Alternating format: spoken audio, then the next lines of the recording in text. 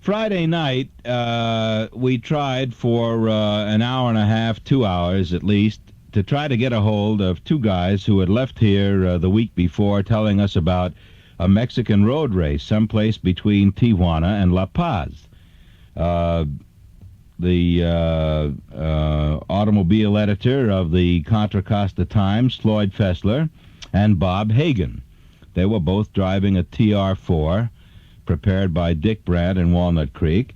They left here. They called the night before and said, well, we'll be cutting out the next afternoon and so forth and so on, and in 31 hours the race ought to be over or something. So Friday night we tried to find out where they were because we figured, well, maybe they'd have time en route or something to check in at one of the points, and because it's actually a rally. It's a different kind of rally. But this afternoon was the first time I'd heard from any of them, and Bob Hagin called me out at Mill Valley and told me a fantastic story. And I said, well, look, man, you better fall by the grotto tonight, bring Floyd along, and we'll chew the thing up, and you can tell us about your adventures. So let's not start at the beginning, fellas. Let's start in the middle. Let's start when I was trying to get you Friday night. Say, if you can remember back, where were you Friday night? Between 10 our time and midnight. Can you figure that out? Yeah, Friday night. You'll have to get right into that microphone close, Bob, because it's really an old-fashioned model. It's an old model that's kind of weak. Friday night, we were about 35 miles south of Santa Ynez, which is about 300 miles from the start of the rally. We had all the clothes on that we had in the car, and all the rags we had wrapped around our heads, all the socks on. We had taken the top off the car and wrapped up in it to try and keep warm, and we sure wish you had been able to find us. Isn't that something? Well, you were then near Santa Ynez, huh? That's right. And we'll just keep going. Tell me. Santa Ynez is a little rancho that's very close to the last Jesuit mission that was ever built before the Jesuits were pulled back to Spain some 300 years ago. And the senora that owns it is trying to restore the place and restore the hacienda to its original kind of a deal. And she wants to start a boys' camp. So she kind of took over the racers that came in there and played the grand host and fed us all, and she must have had 75 or 80 people sleeping all over the place all night, and there were people from the Holman Moody Strop Ford racing team. The General Motors team was there with their fabulous $100,000 Baja boot, which didn't get much further than we did in our Triumph. They had a little bit of an airstrip there, and at one time they had 13 airplanes sitting there. Isn't that looked wild? Like LaGuardia Field. How many automobiles took part in the rally? Well, total cars and motorcycles, there were 66. Now, how that broke down to the motorcycles and the cars, I don't know. It was midnight when we left, and all we could see was headlights. Well, now look, if this race was as tough as you say from the road quality standpoint, how were motorcycles able to negotiate it? Well, all I can say is that they must be lots tougher than the car drivers. We were buzzing along at probably 15 miles an hour, which was really cutting the wind, and I was driving, and it was about 9 o'clock at night, very dark. And I looked over on the side, and here through the bramble bushes to my left comes some cat on a motorcycle going about 15 miles an hour faster than we were. And I think he touched about every 15 feet. He touched the ground. In between, he was airborne. Yeah. Isn't that something? They have rocks as big as your head, right? They had rocks as big as the Triumph and holes as big as the Triumph. And we were very fortunate that we didn't fall into them or get caught under the rocks. Did you ever ride around the island of Oahu, the tip end and the point? No, I don't think they've held a rally there yet. That is a very tough road. I'm just trying to make a comparison for some people that might be listening according to what you fellas say. Floyd, you haven't said anything yet, so come right in. You'll have to share that microphone. All right. Well, the first time we got to Rancho Santa Ynez was Thursday afternoon. That's the second checkpoint on the rally. And at the time, our car was running all right. We weren't making too good time, but we were plugging along okay. So we left there Thursday afternoon after receiving the warm hospitality from the Senora, and we kind of had mixed emotions about leaving, but we wanted to try to get to La Paz if we could. Well, the farthest we ever got from there was about 28 miles down the road, because about 6 o'clock Thursday evening, a rock hit the plug in the bottom of our radiator and knocked the plug off and put a hole a little bigger than a quarter in the bottom of the radiator. And it wasn't until Saturday morning that we were able to get it fixed and eventually get back to Santa Ynez. I think Floyd did that himself because he wanted to get back to Santa Ynez. He wanted to get back, right? Back to them tortillas. Right. Well, now, how did you eventually fix your radiator? What happened there? What interesting happenings occurred there when you knocked the plug out? Well, the Mexican people down in that area are really amazing. I can't say enough good things about them. About 3 o'clock Saturday morning, some fellows came along in a truck and jumped out and fixed coffee for us. And let me tell you, the Mexican coffee in the middle of the desert is the greatest thing I've ever had. Really straightened you out. Wow, it sure did. They built a big fire, and they towed our truck up to the next ranchero. And then in the space of 2 hours, they took the radiator out. They had to get a splash pan out to get at the radiator. They got a piece of metal and welded and soldered it over the hole in the radiator, put everything back together again, poured water in, and we were on our way. And they didn't ask anything for it. You know, it's just one of those kind of things. If we had anything to give them, fine, and if we don't, well, that's all right. You know, they just that's really nice. You found them to be hospitable and friendly and helpful, huh? Very much so, very much so. We must have, during the whole race, we must have had at least 20 Mexican trucks come by us, and every one of them stopped and asked if they could help. And the wild thing was, not very many of them could speak English, more than a few words, and our Spanish is muy mal. You know, but by gestures and so on, you knew they wanted to help. We picked up a lot, yeah. Yeah. And outside of the extreme cold at night, was it hot during the day? It was pretty nice during the day. It got hot, but it didn't get too hot. You know, the weather was beautiful, really. It was very nice down there. No smog. Bob, why don't you take us back then to Tijuana, where you started the race, and give us a kind of a thumbnail sketch on getting underway. We're talking to Bob Hagin and Floyd Fessler, who have just come back from the Tijuana La Paz Mexican Rally, which they did not finish. They negotiated about a third of the distance, maybe a little more, but that was about it, in one of the toughest stretches of road they've ever seen. There was some inquiry the other night about a Volvo entry from San Francisco. Did you run into those guys? Yeah, that was Charlie Fox, kind of a freelance motor rider. Charlie and I are old friends, and we were quite surprised to find him at the start of Tijuana. And Charlie lacks organization a little bit, and just before we were all supposed to be That might have been a help in that race, man. Well, he was trying to solder his lights together, you see, before he was supposed to leave. Which, right. You know. But, yeah, Charlie had his problems. He tried real hard tires and very narrow, and it just it tore the suspension right off his car. When we were laying out in the desert there freezing, some Mexican brought his Volvo by in a truck. Now, how they get these cars up on the truck, I don't know. They must. How do they build the pyramids, man? Boy, they sure lift them up. They lift them. But we left Tijuana for Ensenada about 1:30 in the morning or 1:40 or something like that. And the first leg was strictly a rally, you know, time and distance. We had an hour and 15 minutes to make it there. We got there 15 minutes early. a little edgy there. But from Ensenada on, it was the Mexican road race all over again. We left Ensenada at 7 o'clock in the morning, and they flagged us off one at a time, and for about 25 miles up into the mountains, it was full bore. You know, foot flat on the floor, and we had the Triumph up to maybe 100 or 110. And when we would come through the streets of Ensenada, the teenagers would come up and come clear across the street, and as we approached them, we would be maybe 10 yards from them, and they'd step aside, and they'd hold their feet as close as they could to the tires to see how close they could come to us running over their toes. Hey, that's really wild. What do they call that? Chicken in Mexican. Boy, I don't know. There's a lot of people walking around with six With very toes, and very that's short it, huh? feet, yeah, very short short feet. feet. But they did jump back. It was quite skillful, right? Oh, they were very skillful at It was that like sort of thing. standing on the way of a bull, and then at the last That's minute right. doing a pass, And right? we'd go by and they'd say, "Viva Carrera!" Oh, that's not- Andale! yeah, And, good. We were really That's beautiful. really pumping pure adrenaline by that time.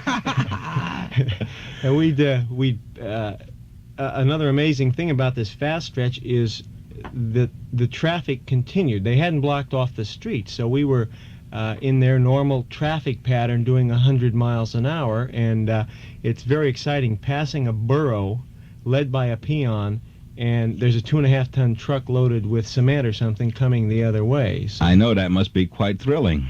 yes, it's pretty exciting there. Let me take a minute out here, and then we'll get back and talk a little bit more about the Tijuana La Paz Mexican 1000 Rally. Get extra kick, go, go. Get extra kick, go, go.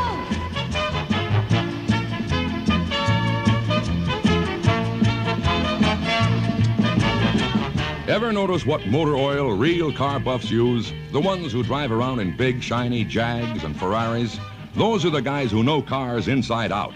So chances are they use nothing but Gulf Pride inside their car's engine. Gulf Pride motor oil really protects an engine against wear, scuffing, rusting, and clogging. It's so good that in tests established by car makers, not one of the 4 major competitive oils could beat it for engine protection, even though one of the competitors costs 25 cents a quart more than Gulf Pride. Get the Car Buffs motor oil, Gulf Pride. Get extra kick, go, go. Go Gulf. Down in the purpleness of the grotto tonight, we're talking to Bob Hagin and Floyd Fessler. And they were entered in the Tijuana La Paz Mexican road race, and they're telling us of the experience of going over this torturous terrain and the difficulties that not only they experienced, but also some of the other teams. And some of the other teams, of course, were like factory teams, General Motors, Ford, those people, and a lot of money, a lot of thought, a lot of equipment was entered in that race, and a lot of equipment failed. It's a very tough proving ground. Before we go along, I want to report that the Caesar Hotel in Tijuana gave us the following information, that there is jai alai being played down there on a regular basis, Thursdays through Sundays, Thursday, Friday, Saturday, and Sunday nights from 7 until midnight. So anytime you go down through there, you'll be able to see jai alai, providing it's Thursday through Sunday, inclusive. Okay, Bob, you were mentioning something about some amazing equipment that General Motors had in there. This will all be in the record too, as far as the reports are concerned. So I think we ought to report on what they came out with and some of the other equipment you saw and what happened to it. Well, the machine that General Motors showed up with was the Hearst. Come in closer, will you? Okay. The machine that the General Motors team showed up with was the Hearst Baja Boot, is what they called it, and they had a big press kit out that capitalized on the popular song, these boots were made for walking, Well, they kind of got run down at the heels there about halfway through, and the car was made from 2 Oldsmobile Toronado front ends, one in the front of the car and one in the rear, and it drove all 4 wheels or just the front wheels, and it had 22-inch wheels, so it had about 18 inches of ground clearance. It had a Chevrolet engine in it, a 327, I think, had about 400 horsepower. The thing stood at its top about 8 feet tall, and it had super floodlights on the top, and was supposed to be good for about 120 miles an hour. It had an automatic transmission. And once they got up into the boondocks with the rest of us, they broke just like the rest of us did. Couple of spots that on the original equipment had been riveted and was supposed to have been welded had not been welded, and it broke. So way up in the boondocks, here comes one of the chief engineers of General Motors to make sure this thing gets all put back together again and gets underway. And they welded all night and pounded it all back together again. And he went on, and I don't know how much further he got, but it wasn't much further. And pretty soon, here he comes back, loaded on a Mexican truck, and the truck is going bugga, very slowly back to the starting line. Isn't that wild? Floyd, some of the other things that have occurred to you since you got back on this race, in recollecting the experience, just start from any place, all right? Well, I think I could start by getting back again to this Rancho Santa Ynez, where we spent quite a bit of time, it seems like, during the race. The hospitality of the people there and the attitude and the way that they enjoy life and live life is just something else entirely. It's really quite a thing. I think it's a shame that many Americans, including myself, up until this trip, never saw much of Mexico or never really thought much of what Mexico was like below, say Tijuana. And they tend to judge the rest of Mexico by what they saw down there. But when you get down into the heart of the country, and especially into the remote area of Baja, it's like another world.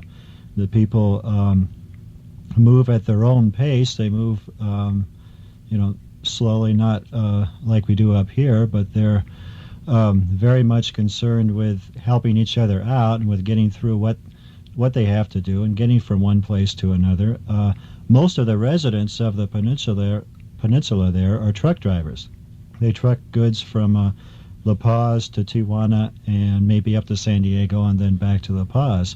And they're all expert mechanics because they have to be to survive in the desert. They can fix just about anything that has to be fixed on a car or a truck. They even do such things as, well, in order to plug your leaky radiator, they'll take eggs or chili and pour that in the radiator to plug a hole until they get someplace where they can solder it together. Yeah, they really know how to make do. There's no service station. No, there's no factory place right around the corner. They just have to get what they can, and we learned quite a bit from them. Patience, too. Right. Right, it can be a long wait between trucks, let me tell you. Very good. Bob, anything else?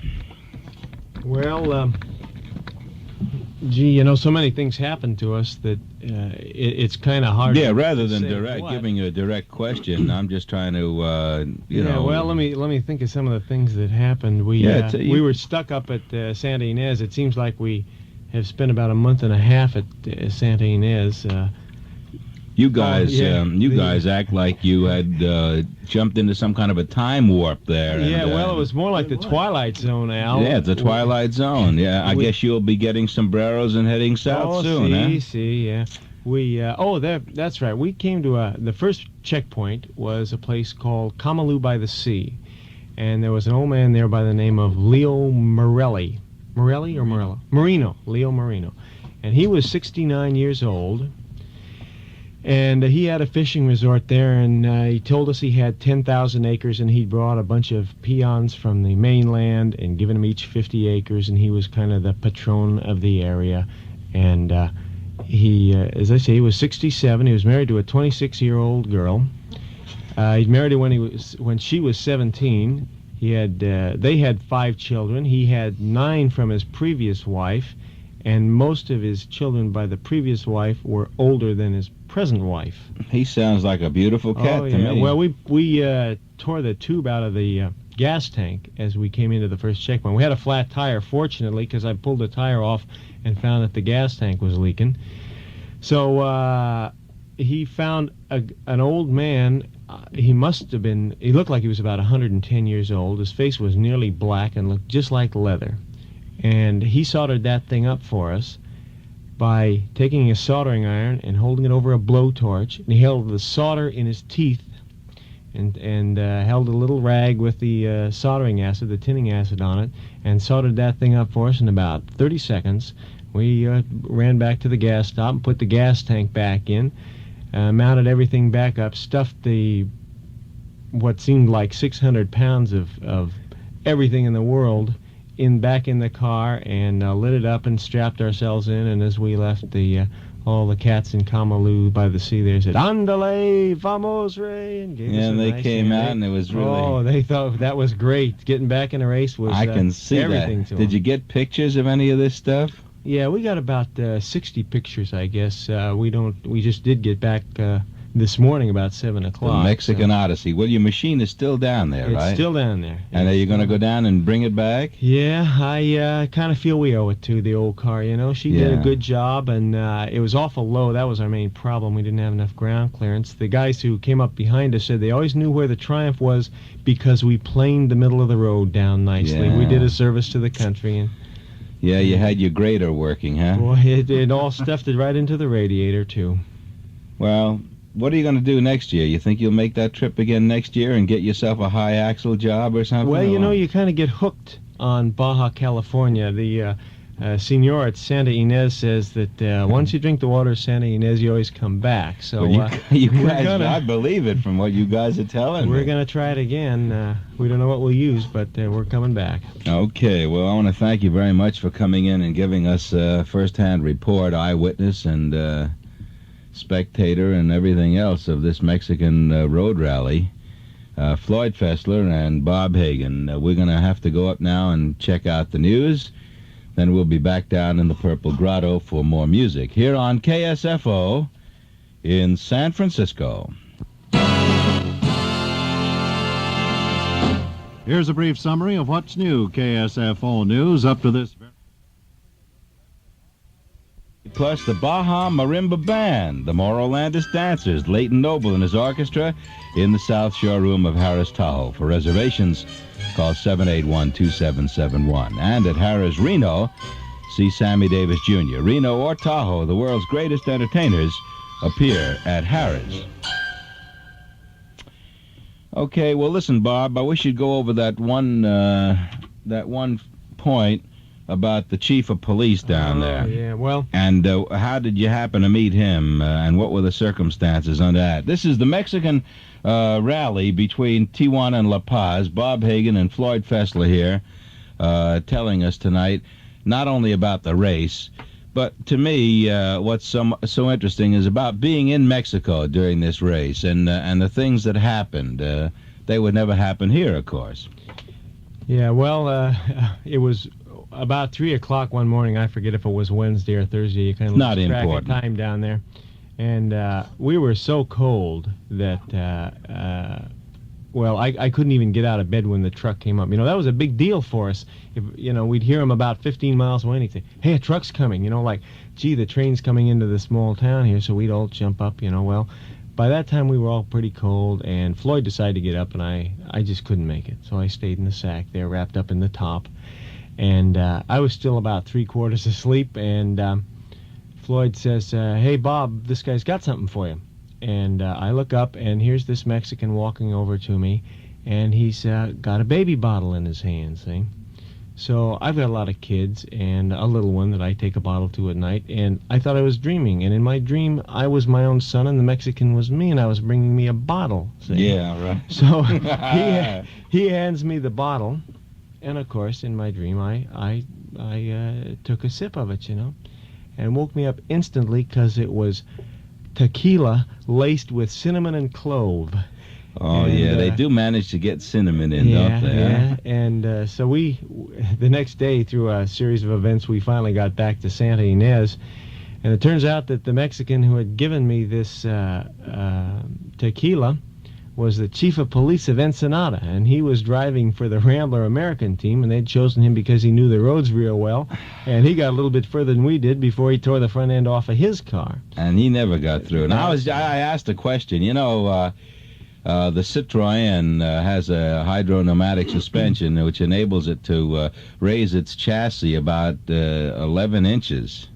Yeah, well, there were two of the Citroens in the race. One of them driven by Ed Orr, and I forget who the other fellow was, an attorney from down in Southern California. But Ed had established a record in a Toyota with a Chevrolet V8, the non-production record previous to the race. So they had this DS-19, and I guess they were really hauling the mail on their way down there, and Ed told me he was passing the factory Broncos and all that stuff and started to go up a dry wash somewhere, and they had the thing jacked up so high in the air that the trailing arms were kind of at an odd angle to the thing. So when they hit this thing, it towed the back wheels in about 8 inches. And I guess they tore the front end all to pieces and tore the drive shaft up. And they finally got a Mexican with a truck to start to him, with a bugga thing. And they got down in a dry wash. And the Citroen got stuck, and the Mexican truck got stuck. And the owner said, the heck with it. And he gave the car to the Mexican for scrap. So wrote him out a pink slip, and that was all she wrote. And I guess it's part of a house now, probably. That's a good place to stop. We were talking about Mexican food, and you described to me somebody somewhere making tortillas or something. Bob, what was that again? What were those circumstances? Well, we were in Santa Ynez for, I don't know, the 4th or 5th time, I think. And we kind of made it a home, you see. And one of the girls that works there was making these tortillas, and, they're little kind of flat pancakes. Right. And, you make everything on their bread, their sandwich stuff, and at one time they must have had 70 or 80 people from the race there, and of course everybody was eating these tortillas. And it was interesting the way they make them. They make them in a great big pan that looks like a pan for washing dishes, and they fill it with flour, and it's a kind of a big round mound about maybe 3 feet across and a foot high, and they kind of squeeze the end of it, make a little ball of this flour, and then they start flicking it around on their fingers like maybe like pizza, but it turns out to be as thin as kind of kneading paper. it. Yeah, like? yeah. No, just flicking it on their hands. Oh, and as they flick it, it just gets bigger and bigger and bigger. Then they throw it on this skillet, and it fries for a couple of seconds, and they flick it over, and that fries for a couple of seconds. And what do they put on there?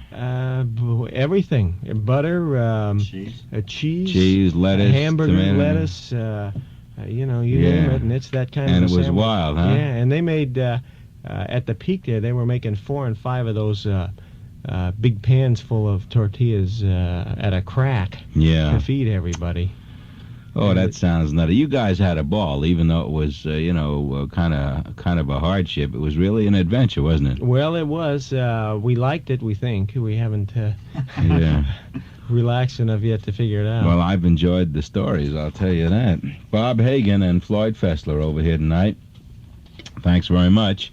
And I know you guys will have an interesting story in the Contra Costa Times. Floyd is the sports editor over there. So he went out and got himself some first-hand information. Thanks again for coming over. Yeah, Bob. I'll have a story in the Examiner also. Will you? San Francisco Examiner. Yeah. Oh. I had one before the rally started last Monday, and I kind of outlined it, but...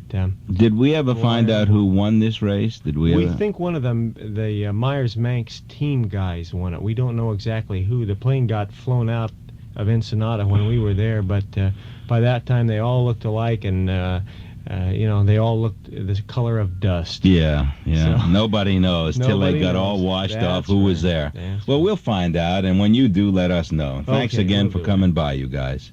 Go,